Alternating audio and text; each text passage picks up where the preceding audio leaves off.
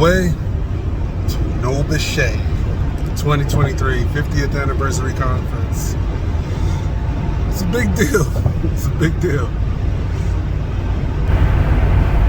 On the long bridge. I think we're going into Alabama now. Or is this Mississippi? Anyway, we're like, oh, it's Pensacola. Okay. So we're about halfway there. And I'll update you when we get there. Alright, we're back. This is Mississippi. Mississippi. Fields, swamps, getting swampy.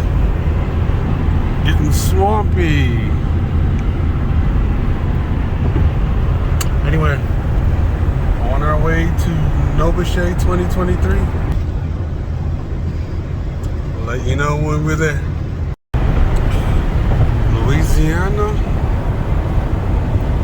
Louisiana, that's how they say it around these parts.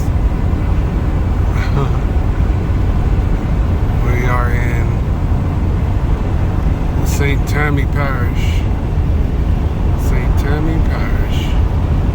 That's the first parish you come to when you get to Louisiana. All right. Let you know when I get there. All right. Pretty big accident here. Ooh, oh, it's a big hit. Ouch. Well, we made it. Made it to New Orleans. Sorry for all the bugs on the screen. Can't really get rid of them, but yeah, there's a skyline. And yep, so almost here. This is my exit.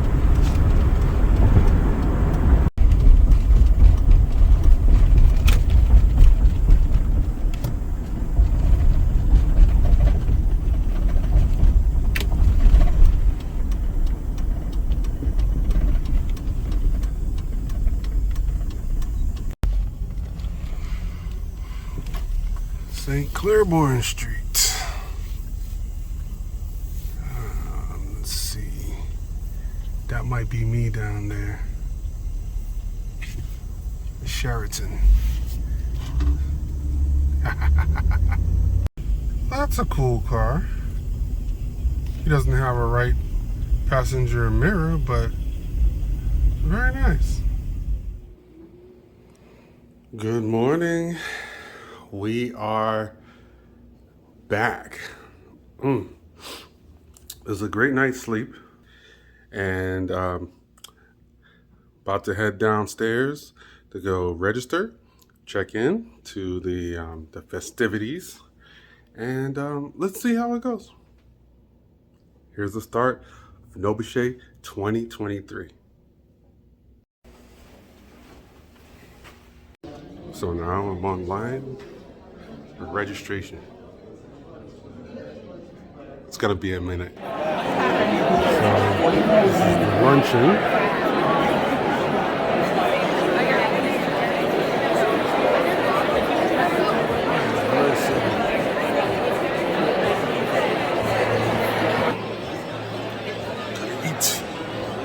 To me.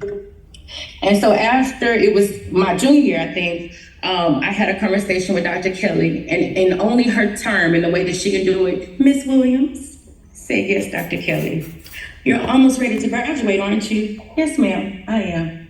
Well, what will you do? I think that I'm gonna go to med school, right?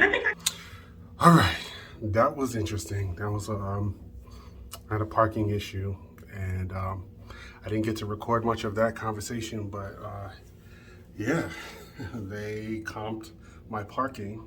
This is at the Marriott, the Sheraton, in downtown New Orleans.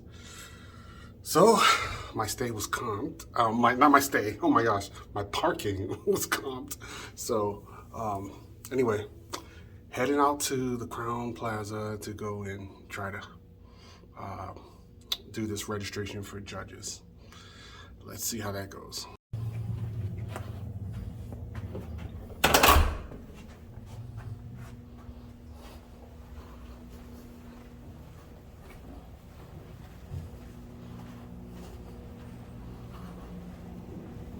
Check out this process.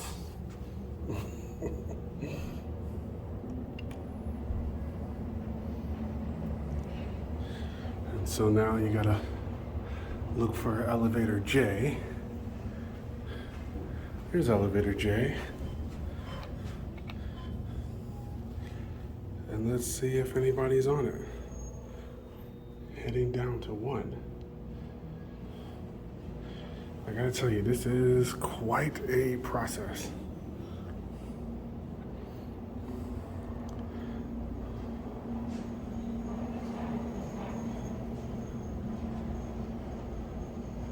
Still waiting for Jay.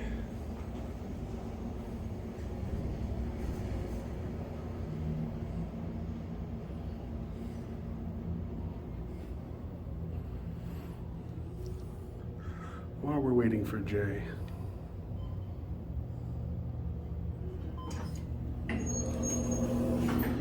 well, nobody's on Jay. All right, let's go.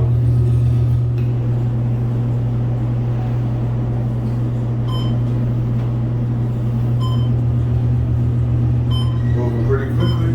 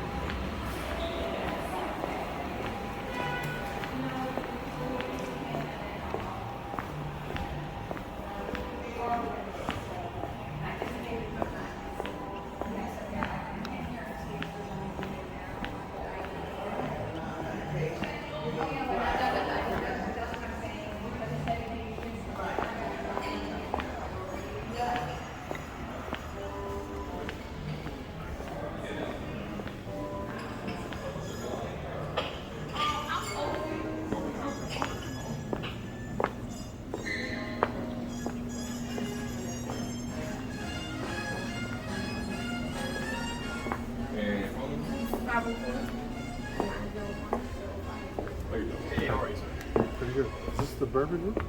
This is the bourbon house. Yes. Kid. We're supposed to, NOBCChe is supposed to have a meeting. NOBCChe is a group that we're having a conference and then we're supposed to have a meeting. It says bourbon room, but I think they may have made a mistake. Because I'm not sure. Well, they probably just didn't. We're connected to each other. We're not really know too much about Let me ask them, because they might have like some special room that they can copy the name. So what you gonna call me? Yeah. I don't know what they're saying.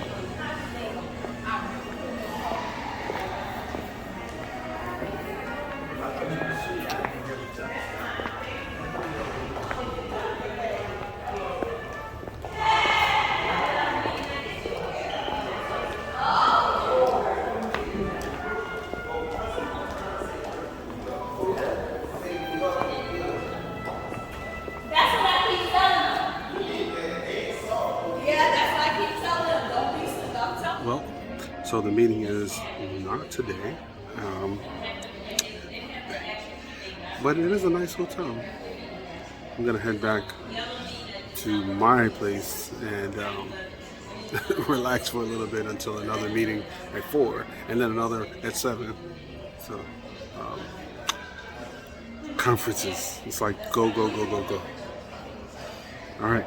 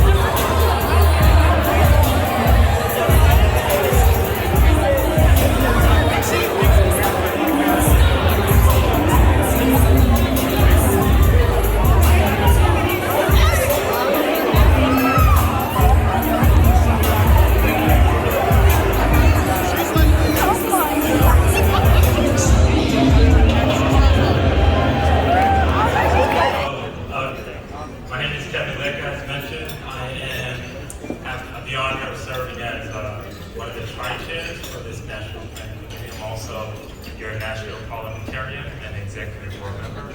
I wear another hat at Bristol Myers Squibb. Shameless plug. I'll visit our 502 on Thursday if you're looking for a job and want to learn more about it. So I just want to welcome everyone here to the Percy Julian Luncheon, where we honor Professor Squire Booker with NOBCChe's most prestigious award. Congratulations.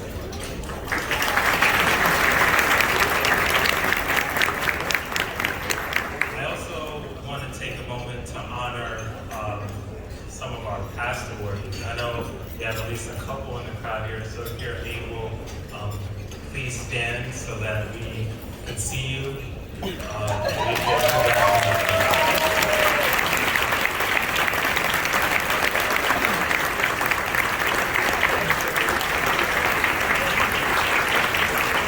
Students, young professionals, please seek these people out, pick their brains because there's a wealth of knowledge.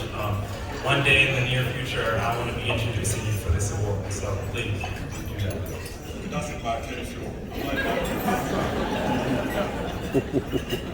and iron sulfur clusters in enzyme catalysis. He is heavily involved in mentoring young scientists, particularly those from historically underrepresented groups.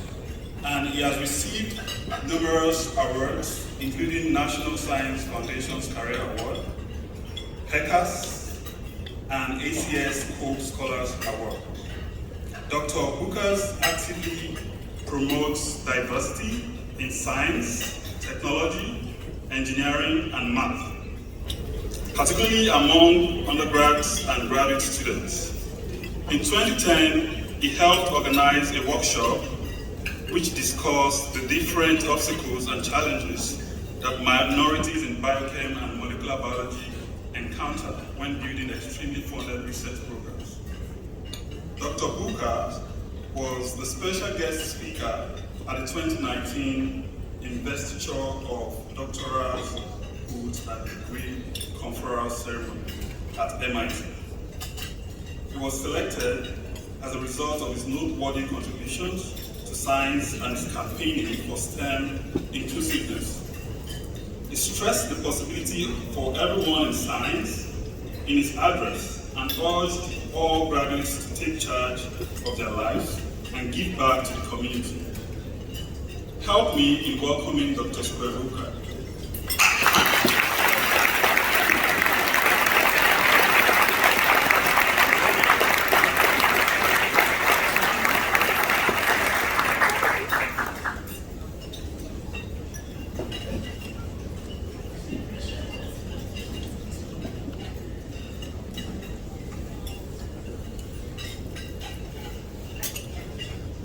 Wow, there's a lot of people out there. Good afternoon. I am just so excited to be here and see everyone. I can change the slide. First, let me just say how honored and elated I am to receive the 2023 Percy Julian Award from NOBCChe, and to be counted among the amazing group of past awardees, many of whom I know and look up to. I want to thank NOBCChe for honoring me with this award, for sponsoring this wonderful meeting, and for its many initiatives throughout its 50-year history to promote Black chemists and chemical engineers and Black excellence. I also thank the awards committee for selecting me for this honor, and my good friend and colleague, Marty Bollinger at Penn State for nominating me. I want to thank the sponsors of this award and luncheon. And last, I want to thank the president of NOBCChe, all its officers and governing bodies, and of course, all its members who collectively make NOBCChe an amazing organization and this meeting a spectacular experience. And so when I was a rising senior in college,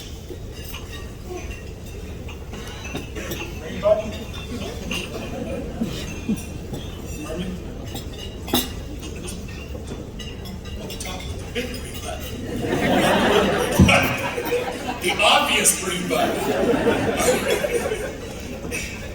When I was a rising senior in college, I participated in the inaugural MIT Summer Science Research Program in the summer of 1986. In addition to an intensive research experience in some of the best laboratories in the world, the program offered several outreach and professional development activities. As a participant, I was able to meet Professor Kenneth Manning, who had just published a prize-winning book entitled Black Apollo of Science, which describes the life and career of Dr. Ernest Everett Just. Many of you may already know the story. Dr. Just was an African-American biologist who made key contributions to our understanding of fertilization. He was raised by a single mother in Charleston, South Carolina, and rose to be a giant in the field of reproductive zoology, despite overt bigotry. Because education for Black students in the South was generally inferior to that in the North, his mother sent him to Kimball Union Academy, an exclusive New England boarding school near Hanover, New Hampshire. There, he graduated at the top of his class before matriculating at Dartmouth College, where he won almost every prestigious academic award available and was the top student in his class. Despite this achievement, he was denied the opportunity to deliver the commencement speech, customary for the top student in the graduating class, because he was Black. The optics of having the sole Black person in the class addressing parents, alumni, and the benefactors did not sit well with the school's administration. Despite his stellar academic record, a degree in biology and a minor in history, like many other African Americans at that time who were interested in academic research careers, Just could not find employment outside of teaching at a historically Black college. The best scholars, like Just, ended up teaching at Howard University in Washington, D.C. While at Howard, Just spent most of his summers, almost every year for 20 years, conducting research at the Marine Biological Laboratory at Woods Hole, Massachusetts, working with Professor Frank Lilly, who was the director of the laboratory and also a professor of embryology and head of the Department of Zoology at the University of Chicago. While working at Howard, Just earned a PhD in zoology in 1916 from the University of Chicago under the guidance of Professor Lilly. Just became a recognized international authority in fertilization, publishing over 50 research papers and 2 books. He was highly acclaimed and respected in Europe. Still, he could not obtain an academic position at a major research institution in the United States because of his color. Thus, in the last decade or so of his life, he retreated to highly prestigious European institutions to conduct his research. And these institutions included the Kaiser Wilhelm Institute for Biologie in Berlin, the Sorbonne in Paris, France, and the Naples Zoological Station in Italy. At the outbreak of World War II, Just was working in France and was told to return home to the United States. However, he was passionate about continuing his research and so stayed, eventually being captured and interned as a prisoner of war camp. He died shortly after his release, which was secured by the U.S. State Department. I was enthralled by the story of Just in Black Apollo of Science, which piqued my interest in the histories of other African American scientists. Although I had heard of Percy Julian I did not know many details of his life until I happened to watch an amazing PBS television program, which was just referred to, called Forgotten Genius. This was in 2007. As has been stated, Percy Julian was a preeminent synthetic organic chemist whose synthetic studies of steroids led to such transformational outcomes as the development of cortisone and the birth control pill. I was particularly struck by how similar his story was to that of Ernest Everest Just. Julian was raised in Alabama, but his parents sent him to DePaul University of Indiana because of limited educational opportunities for blacks where they lived. At DePaul, he was not allowed to live in the dorms or eat with the white students. He found a job in a fraternity house, which came with meals and a bed in the basement. Despite these challenges, he graduated valedictorian of his class. Julian wanted to earn a PhD, however, no school in America at the time would offer him a fellowship to do so because of his race.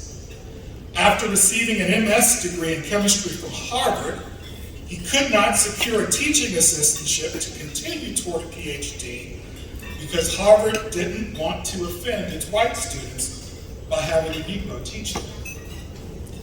Therefore, he taught chemistry at black universities until he could obtain a fellowship to study abroad at the University of Vienna, where he received his PhD. On this slide, I'm showing you a picture of Julian in Vienna, Austria, around 1930 with two friends. This photo could have cost him his life if it were taken back home in Alabama or anywhere in the South at that time. Upon returning to the U.S., Julian took a position at Howard University, which at the time was the highest level of teaching and research that black scientists could aspire to. He even rose to department head. However, because of a series of departmental scandals in which he was involved, he had to resign. He was offered a lifeline back at DePaul as a position to teach organic chemistry laboratory. And while there, he invited a colleague he knew from Vienna, Dr. Joseph Pickle, to be his research assistant. At DePaul, Julian and Pickle conducted the groundbreaking total synthesis of physostigmine, a treatment for glaucoma, which the American Chemical Society later recognized as one of the top 25 achievements in the history of American chemistry. Despite this achievement, Julian could not obtain a faculty position at DePaul because of his race. Remember that this is a small liberal arts school in Indiana, far from the pinnacle of scientific research. Julian and his assistant performed the best science ever to come out of DePaul, and many of his undergraduate students published papers with him in journals like the Journal of the American Chemical Society. However, he was told that the trustees would not approve hiring a black professor. DuPont at the time offered to hire him and his assistant, but later rescinded Julian's offer, explaining that they were unaware that he was black. Nevertheless, he finally secured a position at another company before starting his own company, synthesizing compounds that the pharmaceutical industry needed to make steroid-based drugs and therapeutics. Julian was elected to the National Academy of Sciences in 1975, the first black chemist to receive that honor, and the second black person overall.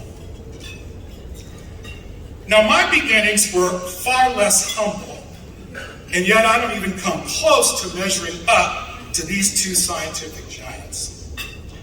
However, knowing success is possible despite enormous challenges set the tone for the way I approached my journey in science.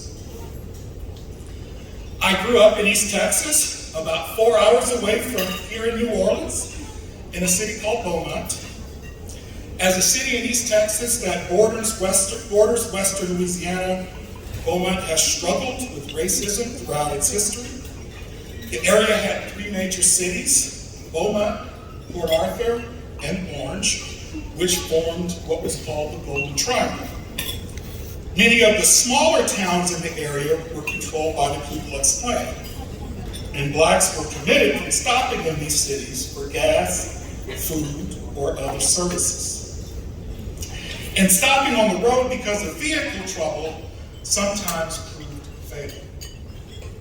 Therefore, mentoring was essential for staying alive.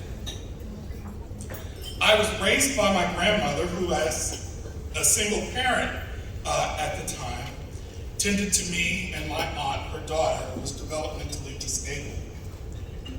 I was fortunate to have 3 uncles who lived in Beaumont with whom I had daily contact. All were accomplished and served as role models and mentors to me and other kids in the neighborhood. My Uncle Othello was the principal at the local junior high school. At the same time, my Uncle Richard was a professor of mathematics at Lamar University and one of the very first black professors there. The most influential of the 3 was my Uncle Albert, whom I call AIChe. In 1966, he became one of the very first black commercial airline pilots in the United States, flying for American Airlines until his retirement in 1990 at the age of 60. He also served in the Texas House of Representatives from 1977 to the 1990s, when he retired. I frequently accompanied him on trips to Austin, and he made sure I met and shook hands with some of the most influential people in Texas government. After high school, I moved north to Austin College in Sherman, Texas. Unlike my high school, Austin College had very few black students, numbering less than 30 out of 1,200 total. Research experiences at Austin College were very few, and few students from Austin College went to graduate school to pursue careers in STEM. Nevertheless, I received a BA degree with a concentration in chemistry and graduated as the top chemistry student in 1987. Now, I was fortunate to have another mentor, Dr. Joseph Francisco, a longtime family friend. Joseph also grew up in Beaumont and was raised by his grandmother. He didn't know much about college and setting career goals at the time, but he happened to meet my Uncle Richard while walking through the neighborhood. They developed a close relationship where my uncle served as a role model and a mentor, and my uncle encouraged him to go to college. Joseph attended the University of Texas, earning a Bachelor of Arts degree in chemistry in 1977.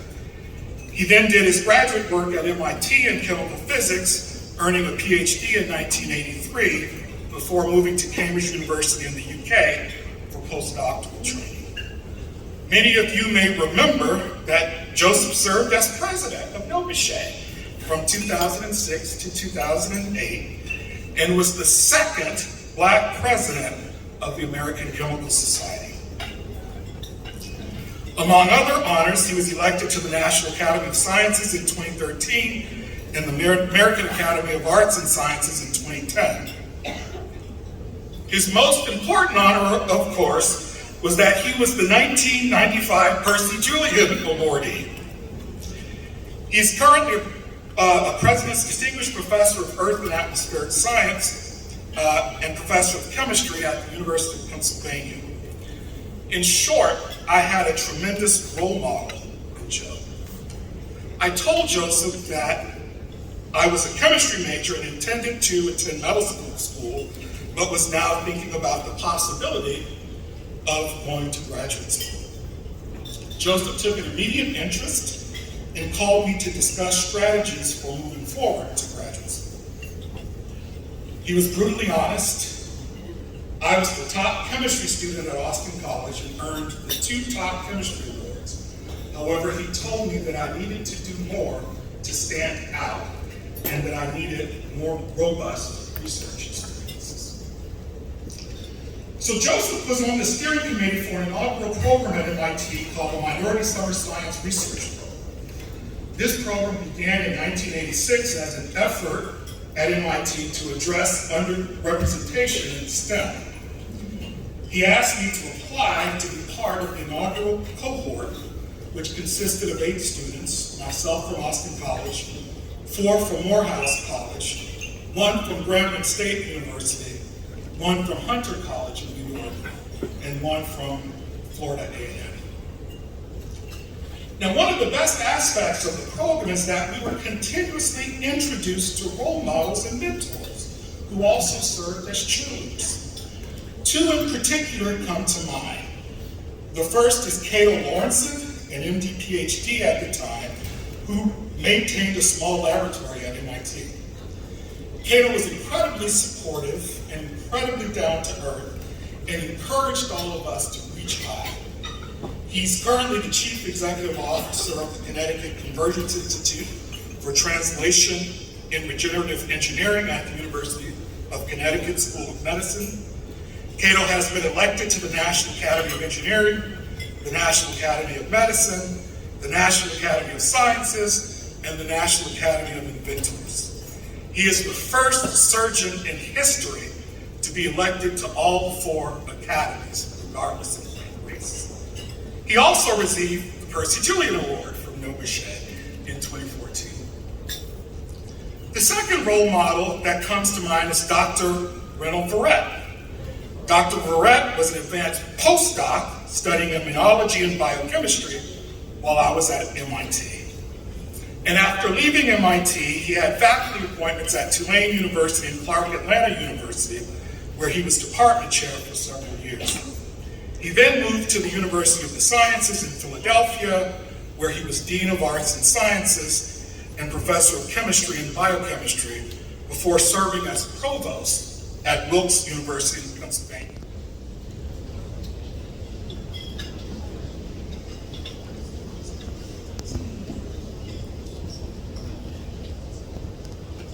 Dr. Squire Booker, we're here to present you with the NOBCChe Kente cloth, which originates in Ghana and has been widely recognized for commemorating special occasions.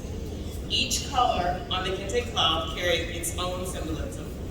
Gold represents the status and serenity. Yellow symbolizes fertility. Green signifies renewal. Blue represents a pure spirit and harmony. Red embodies passion.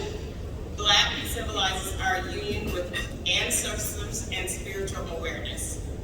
With NOBCChe, the Kente cloth is bestowed upon members and officiates which have achieved a certain status within the organization, acknowledging their service and technical achievements. Additionally, we proudly provide this cloth to our distinguished NOBCChe Award winners, solidifying their places within the NOBCChe family. So Dr. Booker, it's our honor to present you with the NOBCChe Kente cloth. Congratulations on this significant achievement. The NOBCChe family is exceptionally proud.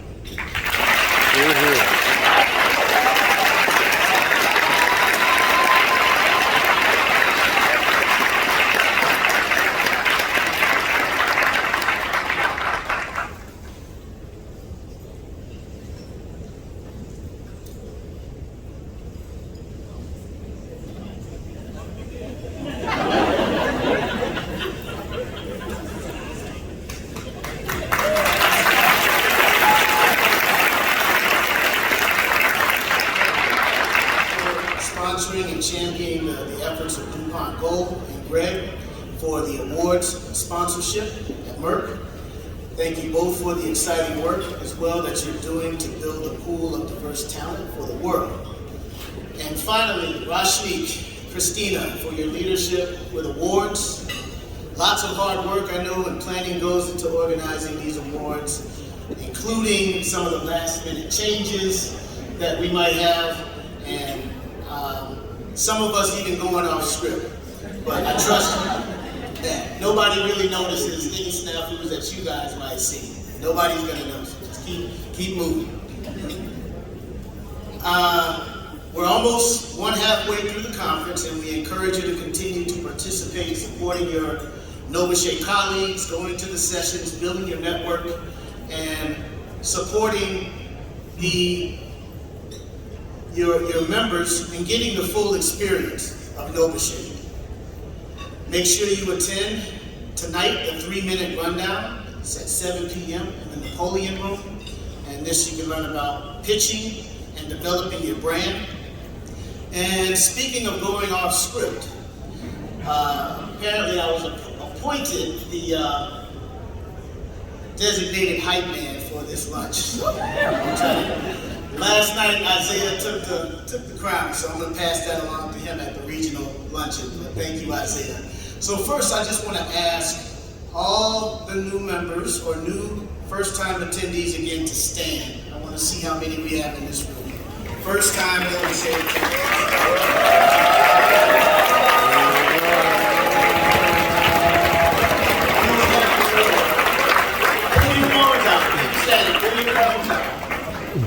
Take a picture of what Black excellence looks like. Take a picture. Everybody smile, say cheese. All right? And everyone else, keep your phones out. Everyone else, pull your phone out. Press record, because you, especially the new people who haven't heard the NOBCChe chant yet, their own version of it. Hit record now, folks. So for those who don't know the NOBCChe chant, here's your chance to learn it. And you'll make sure you post it, NOBCChe 50th, and this is your chance to share a snippet of what NOBCChe is about with the world. All right?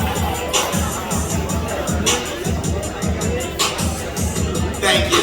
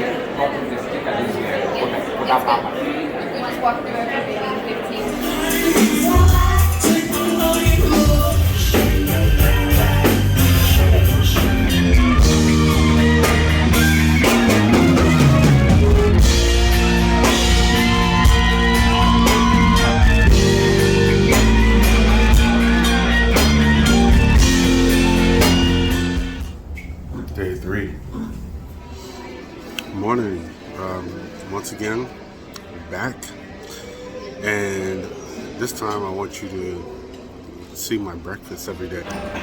So breakfast has been delicious. You see lox and no bagel, but the capers and eggs and oatmeal, and so I've been eating pretty good. But it looks like I'm gonna have to check out the hotel a little early today. I got a business trip. I know you know that I've started a new solar company, and so this solar company is we got a few customers already, and a little slight change to the schedule. So tomorrow I gotta be somewhere in Georgia, like in the middle of nowhere, super early, like 7 a.m. So stay tuned. I'll keep you posted. Tap the screen.